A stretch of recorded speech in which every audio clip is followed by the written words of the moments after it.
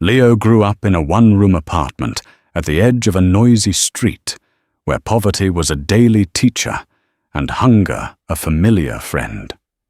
Leo, a science-inclined student, finished his secondary education with very good grades, but there was no money for him to further his education. As a responsible boy, though, from a very poor background, he made up his mind to become an apprentice. Instead of complaining, he decided to learn bricklaying and building, working under the hot sun and late into the night. After learning the trade, he started his own construction work. His dedication paid off, clients trusted him, money started coming in, and for the first time, hope lived in his pocket. But success brought a distraction he never saw coming. Fiola entered his life like a shining diamond, beautiful, polished, and used to luxury. She had just finished secondary school, spoke big English, and carried big dreams. Leo fell deeply in love. He made a decision that felt noble but was foolish. He sponsored her education, paid her fees, bought her books, and even sent her abroad for her master's degree. He abandoned his plan to further his education, ignored his parents' advice, and stopped supporting his siblings' education. Everything he had went to Fiola. "She is my future," he would say.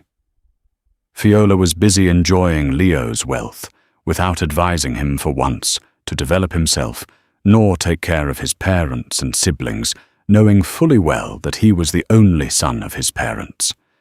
She cared less. Abroad, Fiola's world changed immediately after her master's program. She made new friends, new lifestyle, new desires. That was where Richard appeared, smooth, flashy, and wealthy. Slowly, Leo's calls became a burden to her. One evening, she called Leo casually and said, "Leo, I just wanted to inform you. I'm getting married, don't ever call me again." Just like that.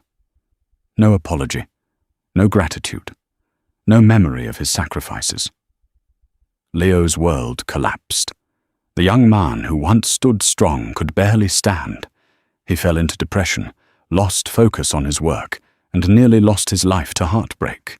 The same parents he ignored were the ones who carried him through his darkest days, feeding him, praying for him, reminding him who he was before love blinded him. That disappointment brought Leo to his senses. It dawned on him that Fiola was only interested in his money, but never loved him, and cared less about his well-being and that of his family. He sought for admission and later enrolled into the university to study building technology. He paid his siblings' fees and brought them back to class. He supported his parents and rebuilt his business with wisdom this time. He appointed an experienced hand to oversee every activity whenever the school was in session to enable him concentrate in his studies, but he was always fully on ground during vacations.